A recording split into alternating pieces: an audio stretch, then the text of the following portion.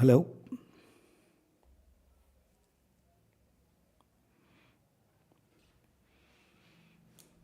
Hello, good evening.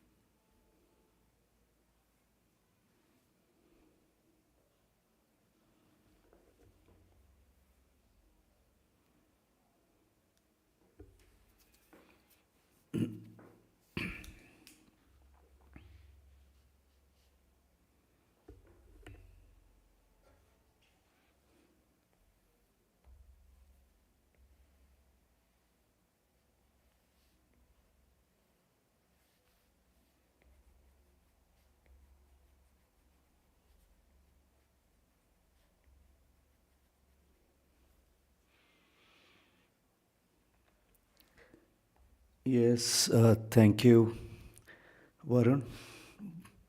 Varun Verma. Thank you very much.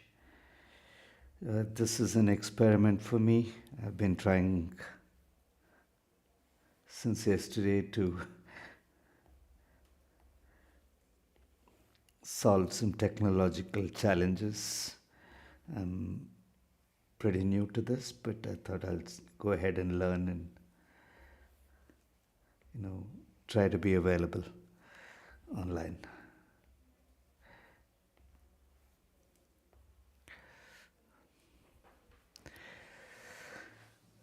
Oh, thank you. IDC designs or DC designs. Okay, right. Sure. That's really nice. Thank you very much. So, while I'm inking a complicated drawing today, uh, this drawing is going to take me forever. Actually, I'm very sure about that. But uh, but while I'm doing this and while you're here, I I thought cover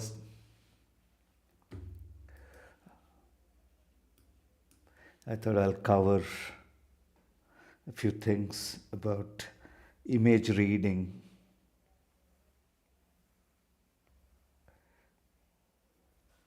Image reading is a very uh, important aspect for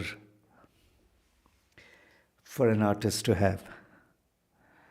I think the first and foremost thing that one needs to develop as an artist is image reading, right? Um, to be able to draw well, we should be able to see well. And so the idea is if we can train ourselves in to see well, we should be able to, over a period of time, draw well. But it's it's an amazing thing that we have as human beings.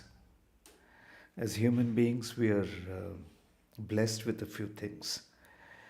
You know, as I don't know if it ever occurred to you uh, that we all have two eyes, um, one nose, one mouth, two ears, and all of us have the same things, and yet we're able to identify one from the other. So It's amazing, actually. We take it for granted, but it's really amazing that we are able to identify one from another, which is, I mean, what I'm saying might sound so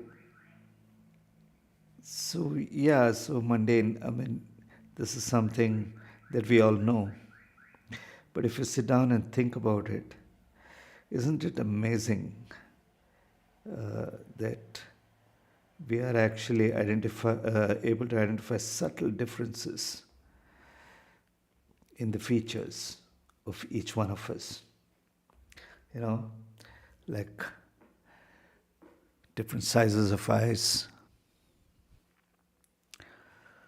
brown eyes, black eyes, green eyes, blue eyes, big eyes, swollen eyes, small eyes. I don't know. So many different, so many different kinds of just eyes, and then so many different eyebrows, noses, mouths, teeth. We're able to identify all these things. So, as human beings, we we're already artists because we're able to uh, read these images, the subtle changes of images, very clearly, right? So, I mean, there are many permutations and combinations possible, and yet we're able to read these images. So I think that's one of the first things that we need to develop as artists. And fortunately enough, we human beings are already there. Forget, forget just identifying people. We go one step further. We can even identify photographs of relatives of people, just parents of people, because we draw a line in the similarities of those features, and then we see that the best fit is this person. So this person could be this person's mother or uncle. I mean, that's how good we are as image readers. The point I'm trying to make is we are already more than halfway into the journey of becoming an artist by being good image readers ourselves.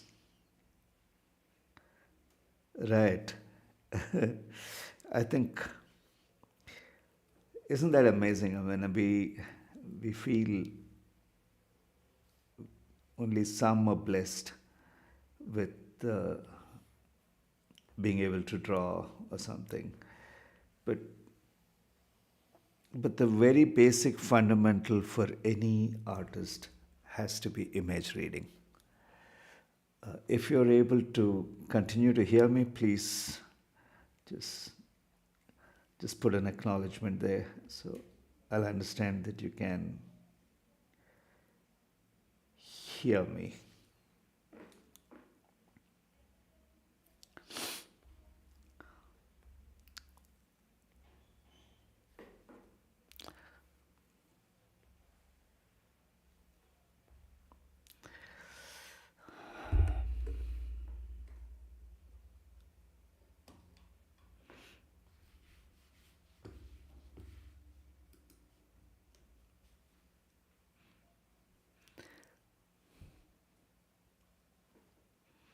Awesome. Thank you. Okay, great. So I'll continue a little bit more on this.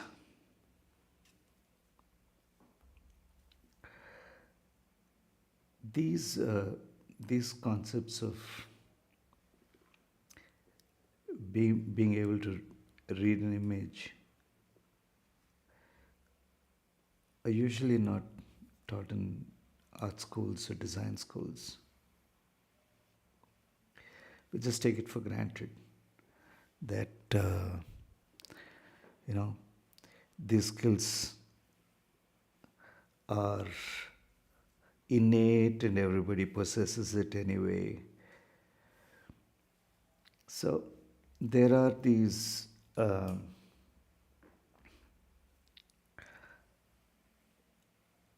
artists. Did you ever imagine that you can uh, identify, even if there are, I think each one of us knows at least more than 1,000 people. I mean, we know them by name, we know them by face, we can identify. That's that's enough to start with, right? So, in fact, I have another theory. I have another theory that I cannot prove. I, I can't prove. So, in that theory, like you have, say, different kinds of eyes. Maybe you have 30 or 40 different kinds of eyes, right? And then you have different kinds of uh, nose, right?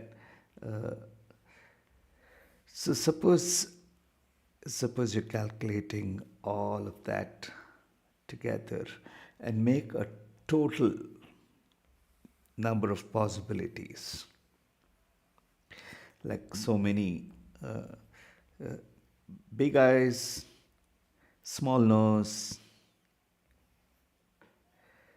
small mouth, small ears, but long hair.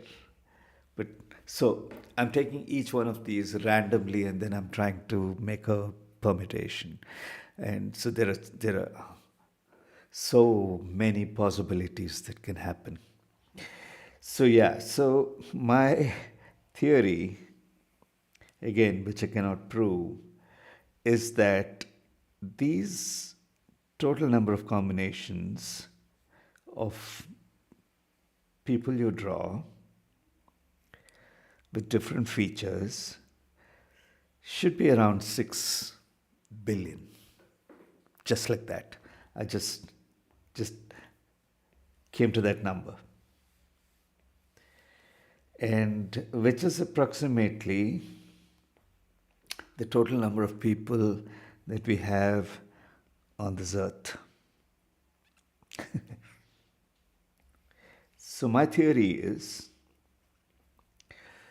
that uh, whatever you draw, I mean, any person that you draw is an actual person somewhere on earth, right? So it's an actual person somewhere living on this planet. That's my theory. Of course, I can't prove it, but it seems pretty, you know, possible. It seems possible because it looks like the total number of combinations will add up to around 6 to 7 to 8 billion. I mean, how much ever is the population of the earth, right? So that's one thing that I wanted to cover in this session while I'm inking this complicated drawing. I think I should just show you how complex this drawing is. Okay. So I'm trying to ink this entire drawing. Let me increase the opacity. Yeah. I don't know if you're able to see it on the screen. Well, if you're able to see it, fine, good. Uh, I'm I'm trying to ink this whole thing. I'm just somewhere here, and it goes on and on. So this is a rough sketch that I drew on Procreate on my iPad Pro, and that's exactly what I'm using now. I'm going live because I connected my iPad to my computer, and I'm using the OBS platform, and I'm going live.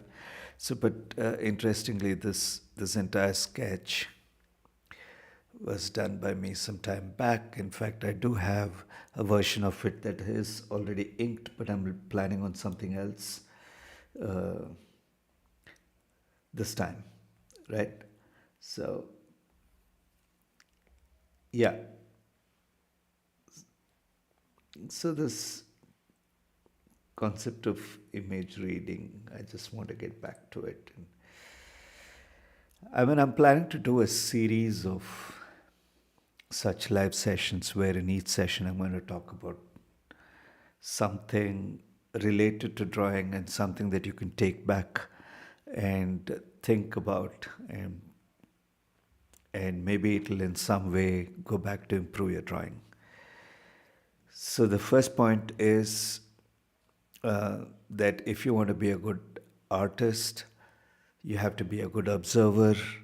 You you have to improve the way you see, and not necessarily only the way you draw. Just start seeing, and then once you see, once you get, once you train yourself to see,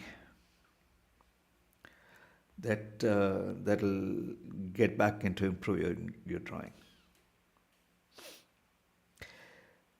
By the way, many people have come to me and asked me if I can teach drawing. I do. I have taught drawing before, but I have to tell you, you really cannot teach drawing.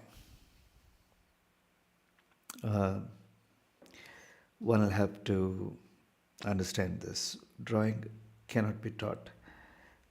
It's. I'll explain this to you. Drawing, I don't know, many people must have, many of you must be swimmers, or you can drive a car. So, while driving a car, you look at what's in front of you, you anticipate someone else's moves, and then each of your limbs are doing different things, and you anticipate, you observe, you coordinate, you do all these things. So each one of these things is a skill. Okay, so each one of these things is a skill. And so driving is a super skill. It's a skill made of many, many smaller skills. Just like cycling. So it's very difficult to teach someone how to cycle. You just tell them, okay, get onto the cycle and push the pedal, push this, and then make sure you're holding the handle, and at some point of time, you can take your leg off the floor and then you'll be cycling. No, they just won't. So it's a state of mind where you have to get all these things together, and at some point of time your mind suddenly starts balancing things, and therefore you start cycling. As kids, our dads used to, or moms used to hold the cycle from behind, and at some point of time just let go, and at that point of time you suddenly start cycling, and it's very difficult to say at which point that's going to happen, right? So Cycling, like driving or swimming, is a collection of many skills, many smaller skills. And they're super skills, you know. So the super skill cannot be taught, but you can practice the smaller skills. And then at some point of time, all those smaller skills come together to suddenly find yourself doing well on the super skill. And drawing is something similar. Drawing cannot be taught. Drawing, drawing is a collection of many small skills. So, like you'll have skills like observation, like I said, image reading, coordination, right? So, there are so many other smaller skills for drawing. And you practice on each one of those smaller skills. And at some stage, you realize that, yeah, I'm able to draw. You're not able to draw because you just worked on drawing, but you worked on various other things. You worked on understanding shapes, you worked on understanding lines, you worked on putting all those things together in your mind, you worked on being able to identify people, identify features, identify components, put all of that together.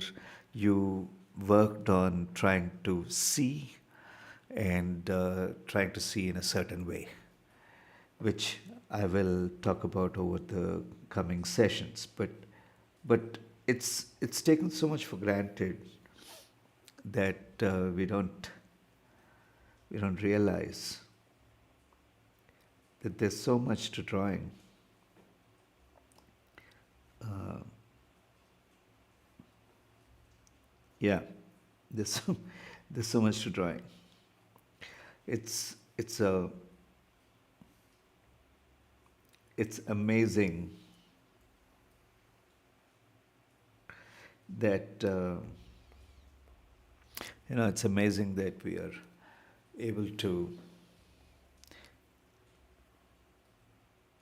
interpret what we see, and we're able to replicate that. Yeah. So drawing is a super skill. Drawing is a super skill, and it's so much important for us to understand that drawing cannot be taught.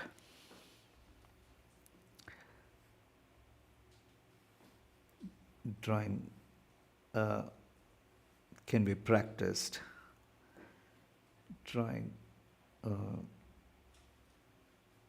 can be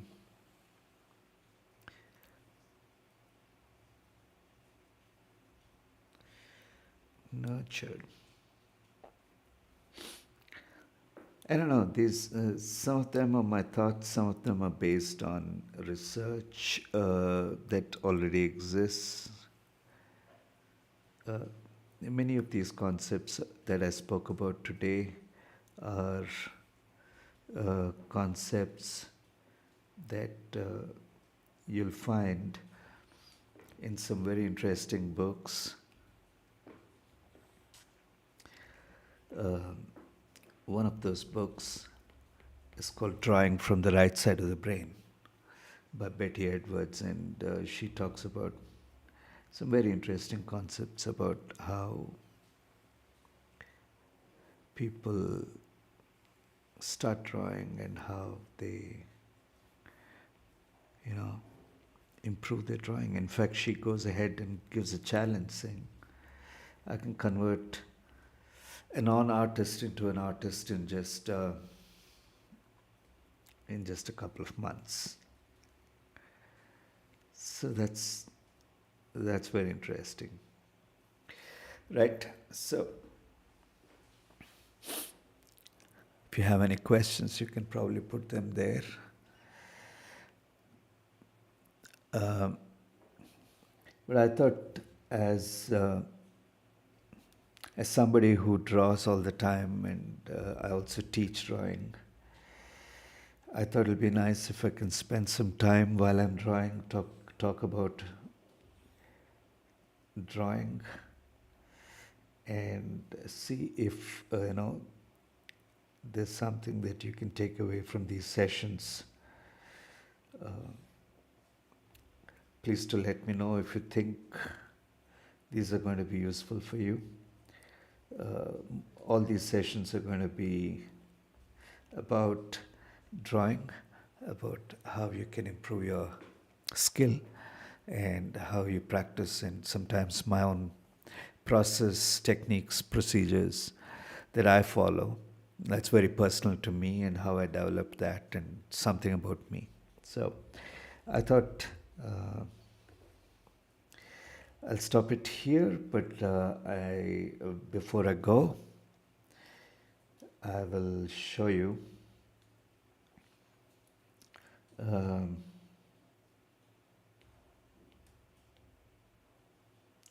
the completed artwork, right? Yeah.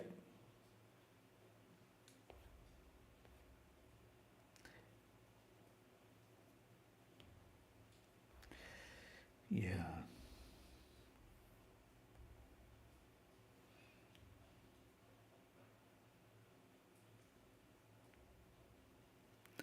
So, this took a long time, obviously, as you can see. This.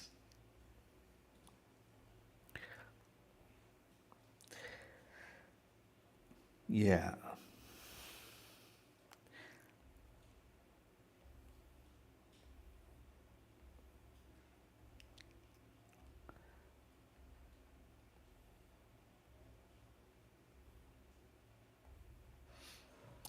So I do have a full colored version of this, and I can show that to you back on Instagram. I had posted this sometime back, but this is an illustration that I'm doing for a children's book, and it's taken me a lot of time, but it's so much fun, right? So, yeah, uh, thank you very much. If you want to know a little more about me, you can read in the About section of this channel. And I'll keep coming back every Saturday or Sunday. And while I'm sketching, I hope that you'll join me, and then we can talk about a few more interesting things about drawing. Uh, and yeah, have a great week ahead. Thank you very much for coming over. Thanks a lot.